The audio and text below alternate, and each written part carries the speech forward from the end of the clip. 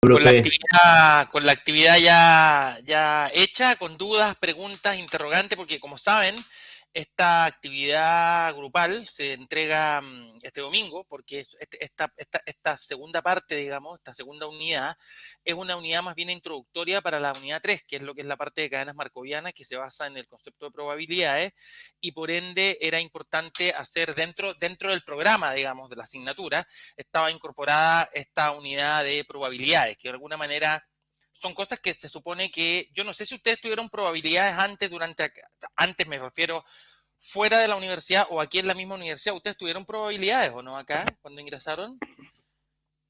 sí, profe, sí tuvimos. Ah, perfecto, perfecto. Entonces, estas son cosas que de alguna manera manejan, me imagino. Sí, Perfecto. Bueno, mira, la idea principalmente, por lo menos de esta clase, yo siempre dejo esta clase más bien como una clase de dudas, de preguntas, si tienen alguna duda con el caso, porque si quieren que revise algún ejercicio del material, si quieren que veamos un ejemplo de lo que está en el material. La verdad es que no es una clase de pasar materia porque en general, como por esto mismo les preguntaba, porque me confundí con otra universidad, como ustedes ya tienen probabilidades estadísticas, son temas que han visto, o sea, esto no es algo nuevo para ustedes. ¿Ya? Está dentro de la unidad de la asignatura por un poco como para hacer la aproximación hacia, por así decirlo, hacia lo que es la parte de las cadenas marcovianas del tema de las probabilidades. Y un poco esa es la conexión o el nexo que principalmente tiene. ¿Ya? Pero en general yo siempre en esta clase lo que hago en realidad con los alumnos, es preguntarles si tienen alguna duda sobre el trabajo, si hay algo que han desarrollado del trabajo, si quieren ver algo en específico. Un poco por eso se los dejo a ustedes, porque en general la materia que ustedes pueden ver acá, podemos ir revisando esto, digamos. En general, partimos de la base simple de las probabilidades, o sea, qué es lo que es un experimento, qué es lo que... Aquí hay que hacer una diferencia que es importante, sí. Por ejemplo, la diferencia entre un experimento determinístico y un experimento aleatorio. Un experimento determinístico, en cierta manera, tú sabes lo que va a pasar. ¿Te das cuenta? Si, es como lo que dice acá, o sea, si yo pesco una silla, la tiro por la ventana, tengo seguridad absoluta que va a caer al piso. Eso nadie puede decir eh, que eso no va a ocurrir, digamos, ¿cierto? Porque hay una ley de gravedad la que nos da la certeza determinística que está predeterminado. Pero si yo lanzo una moneda, lo único que sé es que la probabilidad de que caiga cara o caiga sello es 50-50, pero en realidad no sé lo que va a caer. O sea, si yo tiro una moneda, puede ser que caiga cara, sello. Hay una probabilidad, y esa probabilidad, pero eso es aleatorio. Y esa es un poco la diferencia entre algo que es determinístico, que yo sé ¿qué va a suceder? O sea, si yo voy en un auto y freno, el auto se detiene, ¿cierto? Si tiro una silla por la ventana, la silla cae, ¿cierto? Si apago el interruptor de la luz, no hay luz dentro de la casa. Son cosas que son hechos que si yo sé que ejecuto una acción, yo sé cuál es el resultado, eso es determinístico. Cuando yo ejecuto una acción y no sé cuál puede ser el resultado, sino que simplemente hay una probabilidad de que algo ocurra, es un experimento aleatorio. Y eso es súper importante en cadenas marcovianas, porque en las cadenas de Markov todo lo que vamos a hacer son experimentos aleatorios. Por ejemplo, lo que es programación no lineal que ya vimos, lo que es programación entera que ya vimos, eso es determinístico. Si tú metes los mismos datos en la fórmula, el resultado siempre va a ser el mismo, no va a cambiar. Pero en las cadenas de Markov, si las probabilidades cambian, si un suceso cambia la matriz, y al cambiar la matriz cambia el resultado. Y esa es la diferencia, que estamos pasando de experimentos que son determinísticos de la programación tradicional a experimentos que son estocásticos, que es la programación que estamos viendo, que vamos a comenzar a ver, a contar del próximo jueves. Kurt. profe, tengo una duda. Mira, lo que pasa es que Uy, se te fue el audio, Kurt. ahora, ahí sí, Ahí con los sí. colegas que siempre trabajo, no podemos quedar en la misma sección, entonces ahora no tengo equipo de trabajo, pero yo me ingresé a un equipo que estaba, pero ahora me fui a revisar, o sea, antes de ayer fui a revisar y me salía que tenía un nuevo grupo, que es el nuevo grupo número 18. Me fui al nuevo grupo 18 y aparezco solo y hay varios que están solos, entonces no hay ningún inconveniente en entregar esto solo. Pero déjame ver si te puedo cambiar con tu grupo. A ver, dame un segundo. Porque yo tengo ciertas autorizaciones que ustedes no tienen. Entonces, déjame ir a ver. Sí, en realidad me da igual, pero no hay inconveniente en entregarlo solo. No, pero lo que pasa es que te puedes cambiar tú de grupo. Esa es la Eh, pregunta. que no, es que lo que pasa es que, a ver, lo que pasa es que la incidencia de que tú estés en un grupo es que cuando yo evalúo este trabajo, esa es la nota que te queda. No es que tú Claro. entregues, y si tú estás en un grupo con otra persona, el primero que entregue el trabajo, el sistema se bloquea y no vas a poder entregar el trabajo. Ah, Me vas a ya, enviar el ya, trabajo por correo y yo no te voy a tener cómo evaluar porque ya evalué. Entonces, claro. déjame ver en qué grupo estás. Por eso te digo, si te quieres, te puedo, capaz que yo te pueda cambiar. Deme un segundo. Espérame en línea, lo estoy haciendo ahí. Ustedes mismos van a mirar ahí, a ver si lo puedo hacer, digamos. ¿En qué grupo estás? En el 18. En el grupo 18. ¿Y tus compañeros en qué grupo están?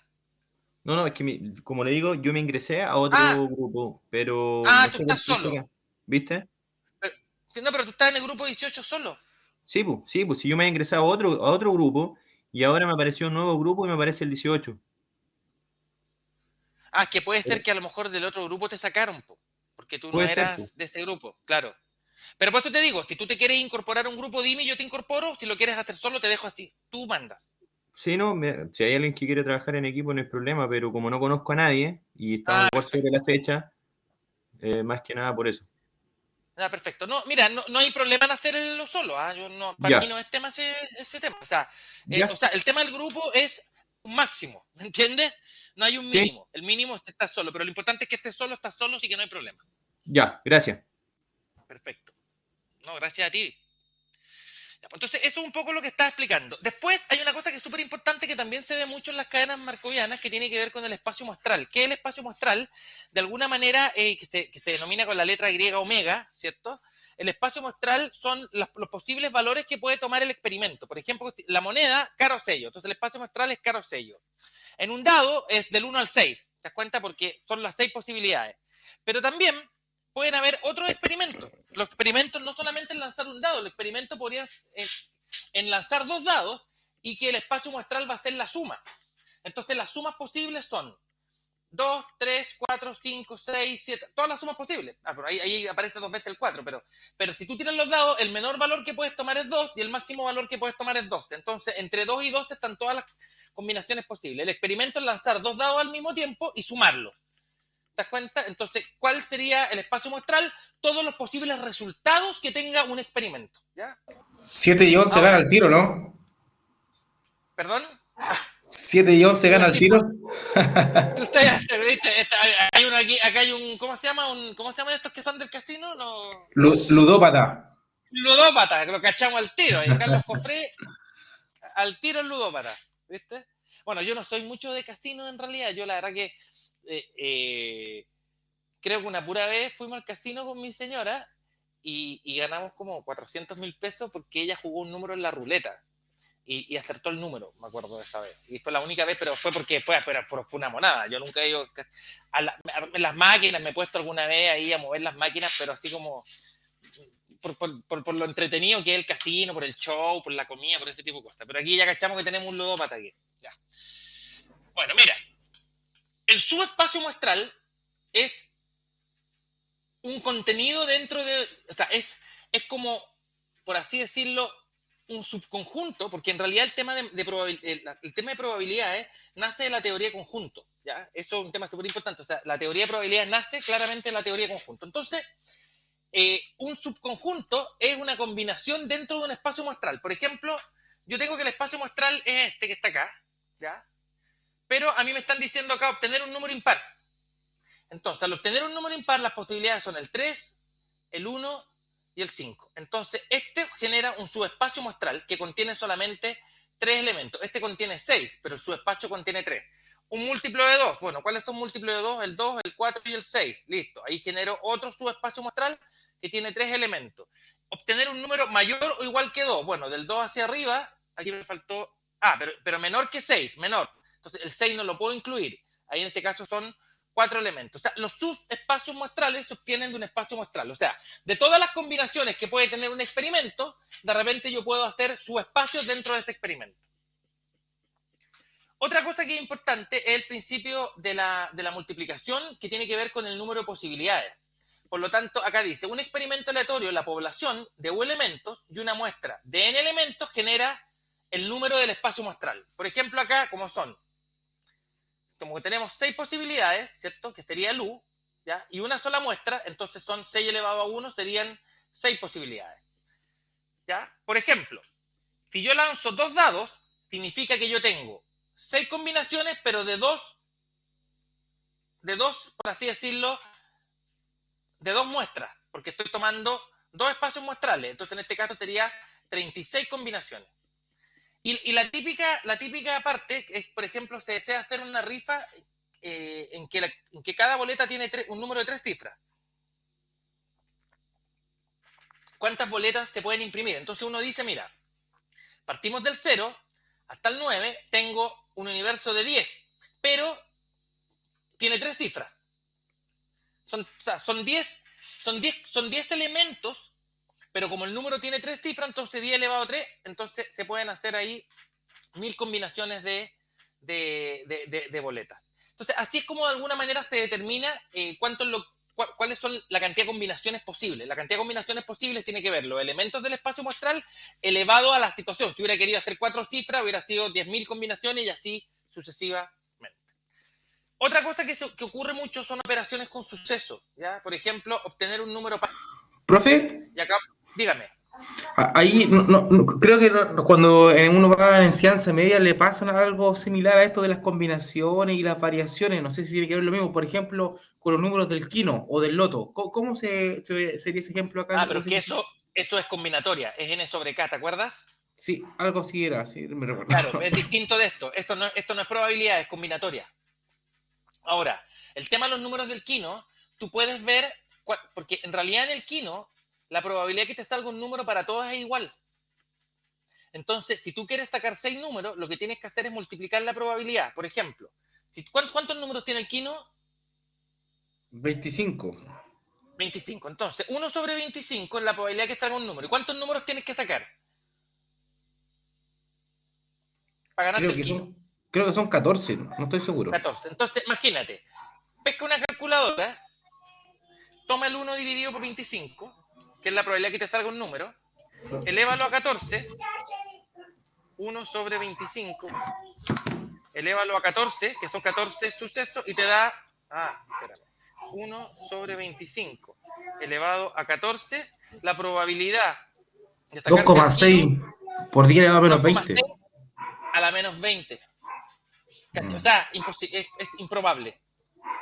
Ahora, ¿qué es lo que uno puede hacer? Lo que uno puede hacer es utilizar la combinatoria para ver cuáles son las combinaciones que más se repiten y con eso puedes reducir la probabilidad. Aquí se mezclan estas dos cosas. La probabilidad es el suceso y la combinatoria es lo que te permite hacer un ordenamiento distinto para aumentar la probabilidad de un suceso. Pero aquí no vamos a ver combinatoria. Pero se mezclan estas dos cosas, probabilidad y combinatoria. A toda costa queréis ganar en el casino, ¿eh? Te caché, ya. Bueno, suponte que tenemos un espacio muestral del 1 al 6, ¿ya? Y, por ejemplo, uno dice obtener un número par y el otro es obtener un número menor que 5. Entonces yo puedo unir, intersectar y hacer un montón de combinaciones posibles. Por ejemplo, si yo uno, acá unir significa sumar los términos. Por ejemplo, si yo uno, porque este no tiene el 1, pero el 1 está acá, lo agrego. Unir es sumar, ¿ok? Entonces acá yo tengo el 1, 2, 3 y 4 y además tendría que sumar, por ejemplo, acá, el 4 lo tengo acá, el 2 lo tengo. Entonces tendría que agregar el 6 y agregar el 1. ¿Se dan cuenta? Y me quedan todos los elementos. En cambio, la intersección son los elementos comunes. Yo hubiera intersectado esto, ¿cuáles son los elementos comunes? Me hubiera quedado 2 y 4 solamente. ¿Me entienden? O sea, unir es sumo todos los elementos, no los repito, indudablemente, e intersectar son solamente los elementos comunes. Por eso te digo que en probabilidad la teoría de conjunto es súper importante.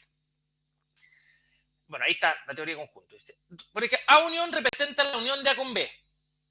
O sea, ocurre A, ocurre B o ocurren ambos. La intersección representa la intersección de A con B. O sea, tienen que ocurrir ambos al mismo tiempo. Y el complemento es lo contrario. O sea, el complemento de A es que el evento ocurre cuando A no ocurre. ¿Te dan cuenta? Es lo contrario. Mira, la unión de conjuntos se suma todo. La intersección es lo que es común.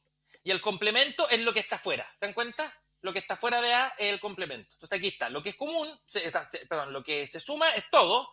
La intersección es lo que es común y el complemento es lo que está fuera de A. O viceversa. ¿Ok?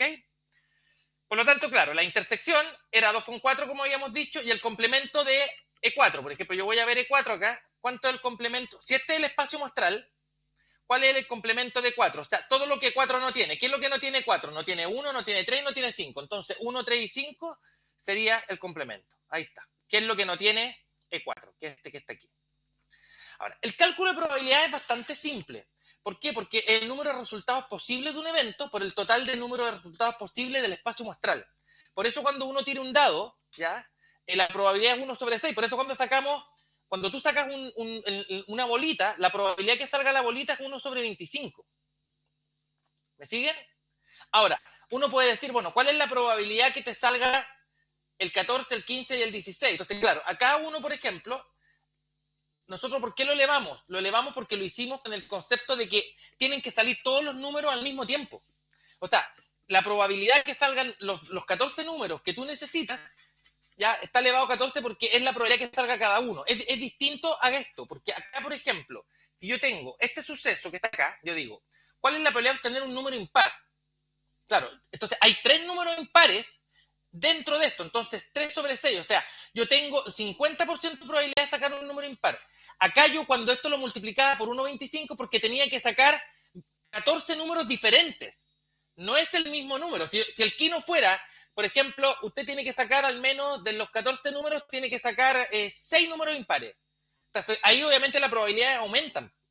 ¿Ya? Porque si saca el 14, pero si saca el 11 o saca el 13, cualquiera de los dos números es válido para ganarte el Kino. No, pues acá tú tienes que sacar solo el 11 o solo el 13. Entonces, por eso es 1,25 multiplicado 14 veces. Por eso la probabilidad te va al mismísimo demonio abajo. Pero acá no, porque acá te están diciendo obtener un número par. Entonces, hay 3 números pares dentro del total, por lo tanto, es 3 sobre 6.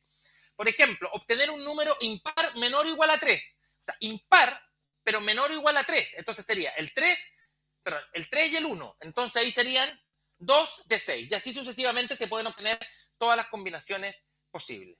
Algunas probabilidades, algunos elementos que son importantes en el mundo de las probabilidades. El primero es que cuando la probabilidad de que un suceso sea 1 es porque es determinístico. Siempre va a ocurrir. ¿Ok? Yo tiro la silla por la ventana, la silla va a caer al piso. Este es el experimento. O sea, la probabilidad es 100% porque la silla va a caer al piso, no va a quedar flotando.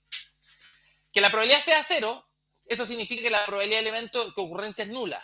¿Te das cuenta? O sea, si lo que estoy diciendo es que si yo tiro la silla a través de la pared y tiene que caer al suelo al otro lado, la probabilidad es 0 porque la silla no va a poder atravesar la pared para caer al otro lado. Entonces, obviamente también eso es determinístico. Cuando las probabilidades están entre 0 y 1, no incluidas, el 0 y el 1, entonces ahí ya estamos dentro de un evento que es aleatorio. ¿Ok? Cuando las probabilidades son 1 o 0, el suceso es determinístico. O sucede o no sucede. Cuando la probabilidad, ¿cierto? Me acordé de Gary Medel. ¿Qué sucede? ¿Ya? Cuando la probabilidad está entre 0 y 1, ahí sí, efectivamente, existe un evento que es aleatorio. ¿Ok? Eso es un poco que se entiende. Otra cosa es el tema es que esta por así decirlo, esta fórmula que está acá es súper importante, ¿ya? Y que de alguna manera tiene que ver con los elementos en común. Lo que está diciendo es que si yo sumo la unión de A y B, es la probabilidad que suceda A, es la probabilidad que suceda B, menos la probabilidad que suceda la intersección. Por lo tanto, eso es lo que me está hablando en términos de la unión, ¿ya? Cuando los eventos son no excluyentes, cuando no se pueden excluir, ¿cierto? Yo, para poder encontrar la unión, tengo que sacar la intersección, lo que es común. En cambio, cuando los eventos son excluyentes, no es necesario sacar la intersección porque al ser excluyentes no se están intersectando. ¿Qué significa excluyentes? Que se excluyen el uno al otro. Son dos eventos independientes, por lo tanto no tienen intersección. Por lo tanto, la unión es la suma de ambos. Lo que estoy diciendo es que en este caso yo tengo esto. Entonces, esto es A, esto es B, entonces le tengo que sacar lo que está dentro porque ya A está incluido en B. ¿Te das cuenta? Porque hay una intersección común, por eso se lo saco. Mientras que si yo tengo dos eventos que son excluyentes, o sea, la unión es la suma de ambos porque no se están intersectando, entonces no hay nada que sacar. Acá sí, porque en A ya estoy incluyendo una parte, en B de nuevo estoy incluyendo la misma parte, entonces la tengo que sacar, para que me quede una vez. Vuelvo a repetir, tengo eso, tengo eso. Cuando yo hago la probabilidad de A, ya lo estoy incluyendo esta parte. Después cuando hago la probabilidad de B, la estoy volviendo a incluir. Entonces la tengo que sacar una vez porque ya la había incluido dos veces. Y ahí me queda la unión completa. ¿Me siguen? Para eventos que son no excluyentes, que tienen una intersección, que tienen alguna inferencia entre ellos. Cuando los eventos son excluyentes así, como no hay intersección, no tengo nada que sacar. ¿Ok? Vamos a ver un ejemplo. Mira, suponga usted que desarrolla una encuesta sobre preferencias de compañía y distribución de Internet. El total de participaciones de 100 individuos, ese es el tamaño muestral, por así decirlo, ¿ya? La población. De los 55 prefieren la compañía Molestar, 50 prefieren la compañía Lente y a 20 les gustan ambas compañías. En base a la información entregada, determina la probabilidad de escoger una persona al azar y que ésta prefiera solo a Molestar, solo a Lente, a Molestar o Lente y no Lente. Los alcances de nombre son mera coincidencia. En este caso, siempre te conviene hacer un diagrama de Venn. ¿Ok? Diagrama de Venn lo que hace, dice, mira, como tenemos 20 que les gustan ambas compañías, pongo el 20 ahí. Como los que están con Molestar son 55, entonces, ¿cuánto le tengo que sumar a 20 para que me dé 55? 35. Entonces, automáticamente, 35 son solo Molestar. Luego, como yo sé que lentes son 50 y hay 20 que son en común, entonces solamente 30 lentes. ¿Me entienden? Entonces, sería 35 sobre 100, el 35%, solo Molestar. 30 de 100 sería el 30% solo Lente. Molestar o Lente, ¿ya? Molestar o Lente, como son eventos que son, fíjate, como son eventos no excluyentes porque hay intersección, se tiene que aplicar la fórmula. Entonces, la probabilidad Lente es 55 sobre 100, porque sería la suma de estos dos. Pero la probabilidad Molestar, la probabilidad Lente sería la suma de estos dos, 50 sobre 100, y le tengo que descontar la probabilidad de Lente intersectado con Molestar, que es 20 sobre 100. Ahí está. Y eso me da 85. Ahora, esto es como claro el 85, porque el 85 en realidad es todo menos la intersección. Pero menos los 15 que están acá. ¿Te das cuenta? Entonces, de los 100, hay 15 que no les gusta nada, por lo tanto, el restante 85, claramente 85 sobre 100. ¿Ya? Eso tampoco está en duda. Y aquellos que no son lentes, los que no son lentes, son obviamente lo que uno dice, bueno, ¿cuáles no son lentes? Todo lo que excluye lente. Entonces, todo lo que excluye lente es todo lo que está fuera de esto. Como estos son 50, los que están fuera son el 35 y el 15. Entonces son 50 sobre 100 y ahí me da el otro 50%. Así es como se pueden determinar las probabilidades utilizando lo que es el teorema de Venn, que es uno de los ejercicios que ustedes de alguna manera tienen que desarrollar. Bueno, acá hay un par de ejercicios resueltos, digamos, que tienen que ver con el tema de los sucesos, que es muy parecido al anterior, ¿ya? Que es muy parecido al anterior y que en cierta forma de alguna manera conversa con lo mismo, ¿cierto? ¿Cuál es la probabilidad que te verifique un suceso? El O es que el O en cierta manera es la unión, por eso aquí se habla de la unión, ¿cierto? Y el I habla de la intersección y por eso de alguna manera acá se utiliza la fórmula al revés, se despeja. ¿Te das cuenta? ¿Qué es lo que hago? Yo tomo esta fórmula que está aquí y lo que hago es que yo ando buscando la intersección, entonces paso esto para acá, sumando, y este pasa para acá, restando. ¿Se dan cuenta? Entonces, la probabilidad de A lo tenemos, que es 90, porque acá dice, en un experimento aleatorio se consideran dos sucesos posibles, A y B. La probabilidad que no se verifique A es del 10%, que no se verifique A es el complemento de A, por eso está escrito así. Por lo tanto, que se verifique A es lo que falta para hacer el 100. Es así de simple. Y la probabilidad que no se verifique B es del 40, o sea, el complemento de B es 40, por lo tanto, B es 60. ¿Se dan cuenta? Entonces, y la probabilidad que no se verifique ni A ni B, o sea, fuera de A y fuera de B es de un 4%. Ahora, esto hay una propiedad, la probabilidad de A intersección C, B complemento, esto es una probabilidad conjunto, que dice que esto es la probabilidad de poner A unión B complemento. ¿Se dan cuenta? Esta es una propiedad de conjunto. ¿Ya? Por lo tanto, si el complemento es 4%, ¿cuánto es la probabilidad de la unión? El 96%. Lo sacamos al tiro acá. ¿Te das cuenta? Entonces, esto que está acá, lo que yo estoy diciendo es que si esto es el 4%, entonces, ¿cuánto es la probabilidad de la unión?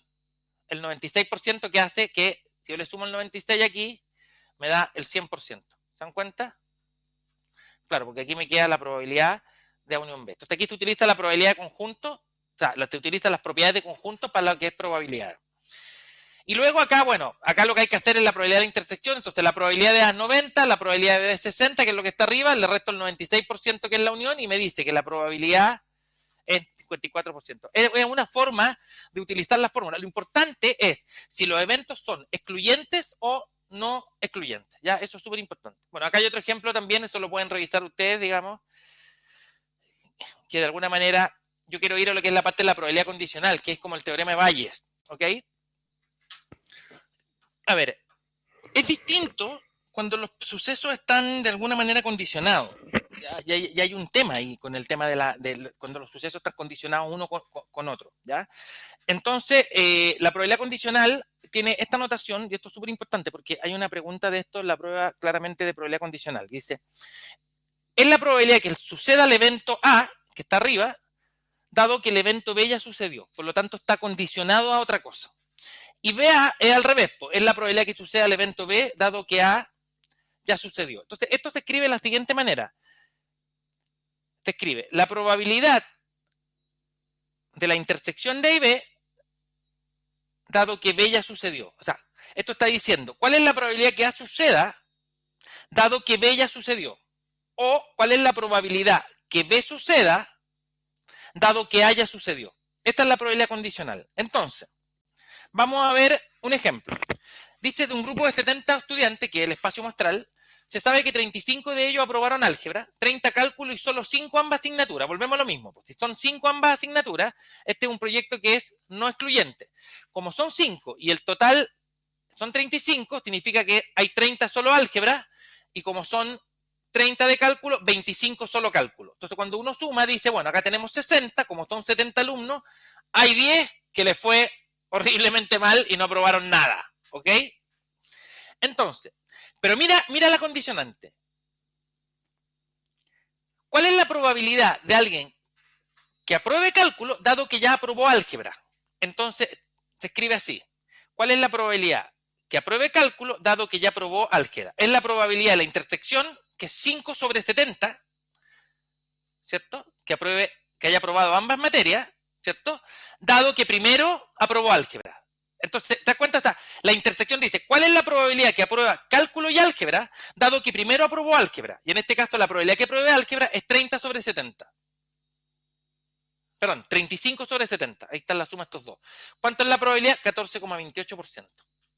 En cambio, si yo pregunto al revés, ¿cuál es la probabilidad que apruebe álgebra, dado que aprobó cálculo? Lo pregunto al revés. La probabilidad que apruebe ambas asignaturas, dado que primero aprobó cálculo, es 16,67%. O sea, es más probable que apruebe ambas asignaturas si primero aprobó cálculo que álgebra. Entonces, si esto es un evento, un suceso, si uno tiene que inscribir las asignaturas, ¿qué le conviene inscribir primero? Inscriba cálculo primero, apruebe cálculo y después inscriba álgebra. ¿Me entiendes? Es para la toma de decisiones. Al final lo que te está diciendo es que si yo me di un montón de estudiantes que se parecen a mí, es más probable aprobar ambas asignaturas, primero aprobar, habiendo aprobado cálculo que habiendo aprobado álgebra. Por lo tanto, primero haga cálculo y después álgebra. Capaz que te echen los dos ramos igual, pero las probabilidades están diciendo que es más probable aprobar ambas asignaturas, primero habiendo tomado cálculo que tomando álgebra. ¿Cuál es la probabilidad que apruebe ambas asignaturas? Bueno, como son proyectos no excluyentes, ¿cierto? Tengo que tomar la fórmula. Entonces, la probabilidad A, 35 sobre 70, la probabilidad C, 30 sobre 70, menos la probabilidad 5 sobre 70. O sea, la probabilidad de aprobar ambas asignaturas es 85,71%. ¿Y cuál es la probabilidad que repruebe ambas materias? En este caso, la probabilidad que repruebe ambas materias es que A unión C, el complemento. ¿Te das cuenta? Y ahí me queda 100 menos 85,71%. ¿Ok? Perfecto. Bueno, acá esto se puede escribir de otra manera también. Esto aquí en probabilidad de la multiplicación es absolutamente válida y aquí lo vamos a ver y este ejercicio es bien interesante. A veces alguien lo lee y no se entiende, pero esto tiene que ver con sucesos que están concadenados entre sí. ¿Ya? Este ejercicio a mí me gusta mucho porque de alguna manera refleja un poco el concepto que tienen las probabilidades. Por eso a mí me encantan las matemáticas. Yo de verdad... ¿Sí? Dígame. Yo sé que usted viene estructurado para los trabajos y todo, y por eso es la pregunta. Por ejemplo, acá en el planteamiento por el trabajo, ¿cierto? El IP yo entiendo que es la probabilidad. ¿es necesario después repetirlo en cada una de las fórmulas al inicio o lo puedo plantear al principio y después solamente se entiende que va a ser de la misma probabilidad que se está calculando o debo cada O vez sea, que escribo? mientras mantengas el igual hacia abajo, se entiende qué es lo que estás calculando al inicio. Esto es importante. Ya, listo. Porque yo ¿Ya? lo tengo resuelto, Pero, pero como estaba viendo acá la fórmula de esta clase, estaba viendo que salía, por ejemplo, el IP es igual a IP de intersección y abajo IP también sí, nuevamente, es que ¿cierto? te das cuenta que a mí el tema de la nomenclatura es súper importante, porque de alguna manera la nomenclatura va mostrando cómo tú vas desarrollando el ejercicio, pero indudablemente esto es académico, porque yo les estoy explicando a ustedes cómo hacerlo, pero ustedes están haciendo un trabajo, obviamente, que pueden, eh, o sea, no pueden entregar el resultado solamente, sino que tienen que entregar el cálculo, pero a lo mejor no es necesario que pongan toda la anotación, ¿me entiendes? O sea, si tú no pones esto, y me pones al tiro esto, yo voy a entender que está bien. Pero lo que tú no puedes llegar a hacer es poner esto e igual a esto sin poner esto. ¿Me sigues la Ah, idea o ya. no? No, sí, sí, lo entiendo. Sí, yo, o sea, tenemos el Eso, desarrollo completo con la fórmula, pero no le poníamos el correcto. IP adelante, solamente se lo poníamos una vez. No, no es problema con Ya. eso, no es problema, porque se entiende. Sí, lo que pasa es que yo, claro, como yo lo tengo que explicar, tengo que ir paso a paso, y cuando yo construí esto, lo construí así con mucho detalle, porque soy súper detallista en ese sentido en términos matemáticos. Lo otro que es importante, los resultados siempre entreguen los porcentuales, no me pongan 0,29, 0,18, 0,17, 0,35, no. El resultado es una probabilidad, 37,8%, 25,9%, ¿ok? Esto es súper importante también, ya que no está de más de comentar. Este ejercicio a mí me encanta porque de alguna manera de repente hay gente que se pierde. Este es como el de las bolas, el de las bolitas, ¿cierto? Que ustedes en el colegio. Saca una bolita y después no vuelve a meter la bolita. Entonces, si yo dejo de meter la bolita, la probabilidad de encontrar otra a lo mejor aumenta. ¿Por qué? Porque ya hay una bolita menos. Entonces, este tipo de cosas es importante el raciocinio. Entonces, mira, supongamos que una librería pone a venta 15 ejemplares de un texto de cálculo, pero sabe que 5 de ellos se encuentran defectuosos. En base a esta información, determine la probabilidad de que estos libros se vendan. Entonces dice, mira, ¿cuáles son los posibles eventos? Que el primer texto sale bueno, el segundo texto sale bueno, o el primer texto sale defectuoso, o el segundo texto sale defectuoso. Vamos a suponer que estos son los eventos posibles, ¿ok? Entonces, ¿cuál es la probabilidad que sucesivamente dos textos salgan en buenas condiciones? Que dos textos salgan en buenas condiciones es que te tiene que cumplir el evento 1 y el evento 2, o sea que los dos salgan buenos.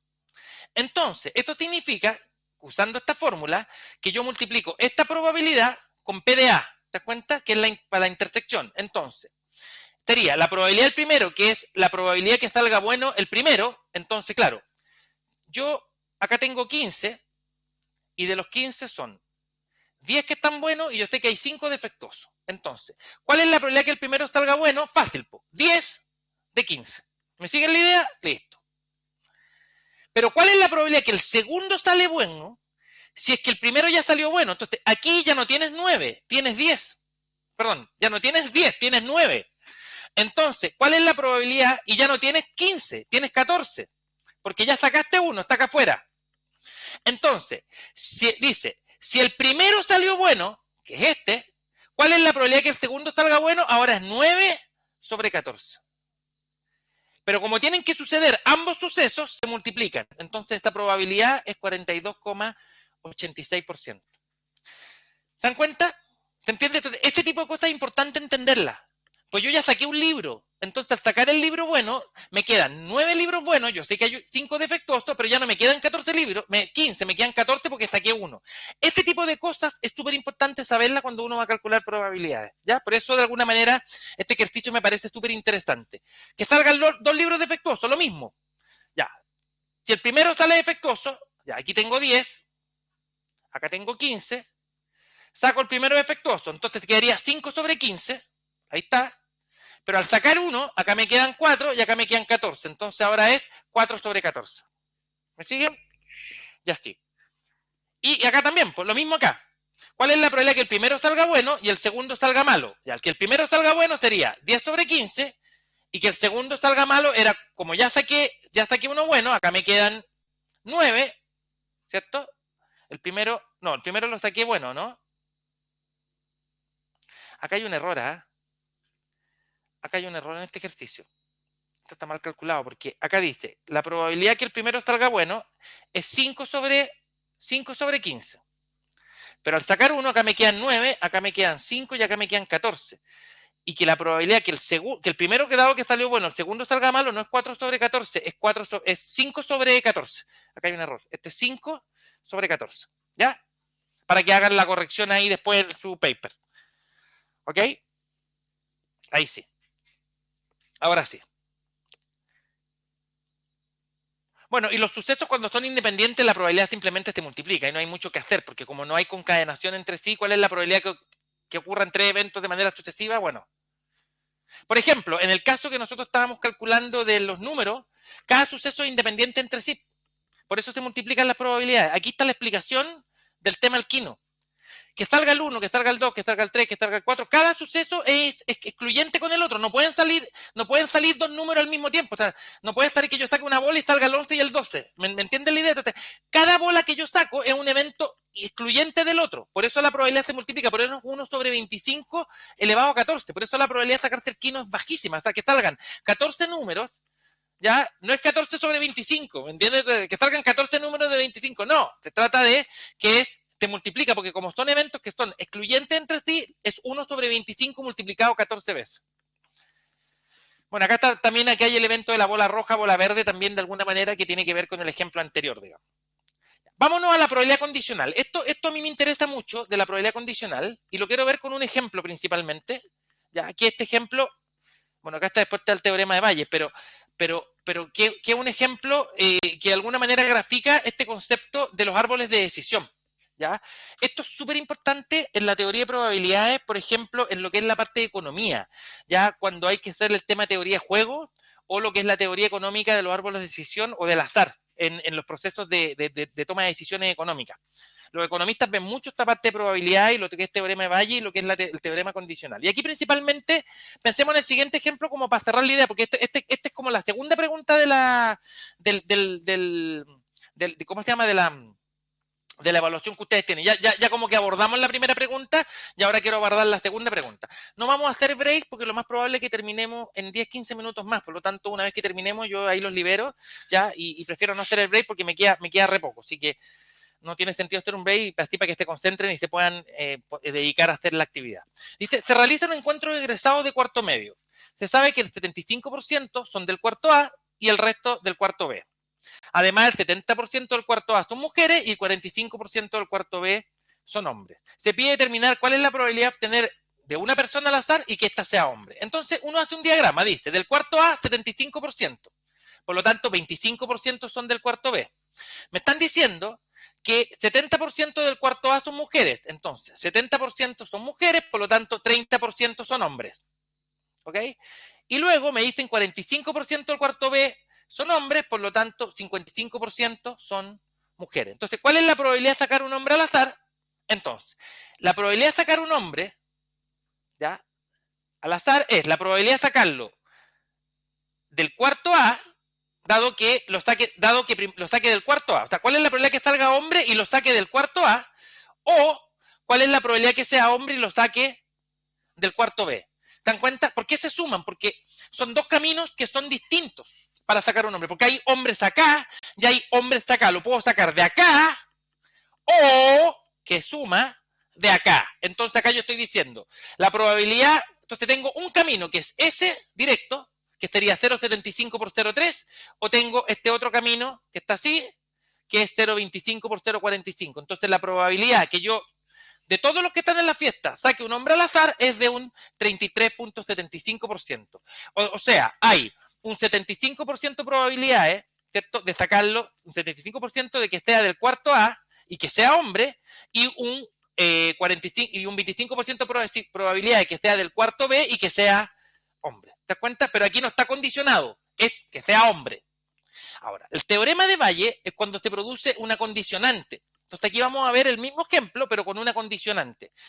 Por ejemplo, dice, se realiza un encuentro de egresados de cuarto medio. Se sabe que el 70% son del cuarto A son mujeres y 45% del cuarto B son hombres. Si escogemos al azar una persona, determine la probabilidad que sea del curso A, dado que es hombre, entonces ya hay una condicionante, y la condicionante cambia el tema de la probabilidad. Entonces, miren, tenemos la misma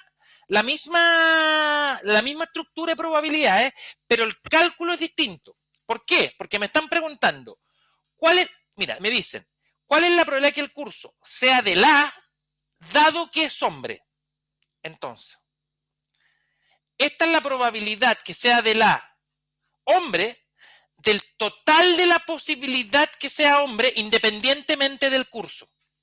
Entonces, lo que estoy diciendo es que como me están pidiendo del A, yo estoy diciendo, ¿cuál es la probabilidad que sea del A, del total de posibilidad que sea hombre, pero del A o del B? Entonces, la probabilidad que sea del A es esa, que es 0,225 sobre 0,33. La probabilidad es un 60,77%. O sea, yo estaba diciendo acá que la probabilidad que sea hombre es 33,75%, pero la probabilidad que sea hombre sea del curso A es de un 66,67%, lo cual es lógico porque este 0,75 por 0,3 es mucho más grande que el 0,25 por 0,45. Entonces, hay más probabilidad, como hay más gente del A que del B, y a pesar de que en el A hay menos hombres que en el B, es más probable que sea del A que del B. ¿Me entienden la idea? Ese es un poco lo que hace la probabilidad condicional.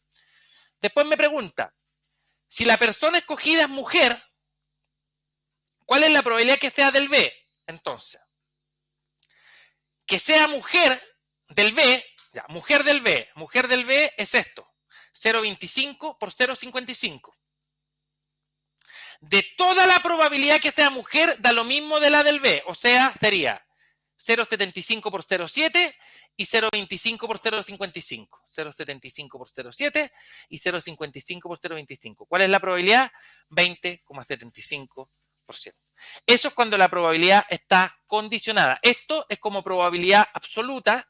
¿Te das cuenta? O sea, quiero que sea hombre, pero ahora quiero que sea del A o que sea del B. Cuando ya empiezo a especificar, tengo que empezar a utilizar este tipo de probabilidades condicionales. ¿Te das cuenta? Y eso es la materia. Y las preguntas están enfocadas. Hay una pregunta que está enfocada en esto y la otra pregunta está enfocada en lo anterior, en esto. En el tema este de esto que está acá. No es esto precisamente, pero de esta fórmula que está acá. Y con eso, ustedes deberían poder, sin ningún tipo de dificultad, poder enfrentar el ejercicio.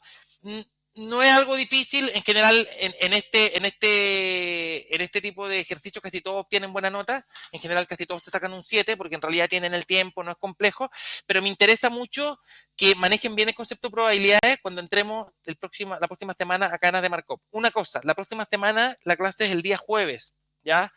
Tengo magíster el viernes y sábado, ¿ya? Por lo tanto, la clase la vamos a hacer el día jueves, igual que la otra vez a las 21:30. Yo les voy a dejar igual informado un aviso en el cual les voy a decir, estimado alumno, la clase se hace de 21:30 a 23. Es importante que asistan a esta clase o al menos después vean la grabación, porque las cadenas de Markov no es fácil. Y la primera parte introductoria es súper importante porque es donde se explica el sustento que de alguna manera teórico, que es el que de alguna manera valida lo que es la parte de las cadenas markovianas. No sé si tienen alguna pregunta, alguna duda, algo que me quieran preguntar.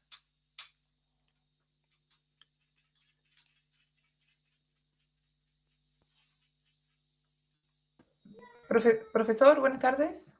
Buenas tardes, Claudia, dígame. Sí, es que el cambio de horario de clases podría volver a ocurrir aparte de lo que usted está informando para la otra semana. No, nunca más. Solamente, es que lo que pasa es que lamentablemente yo soy profesor, como trabajo en la universidad y soy director, dentro de mi compromiso docente tengo que hacer cursos de magíster y los cursos de magíster son viernes y sábado. Entonces el viernes, tuvimos un viernes que tuvo un problema, este viernes que viene que tengo este problema, pero ya después no va a volver a ocurrir más porque los magísteres se acaban. Gracias, profesor. No hay problema. Chicos, ¿alguna otra pregunta, alguna otra duda?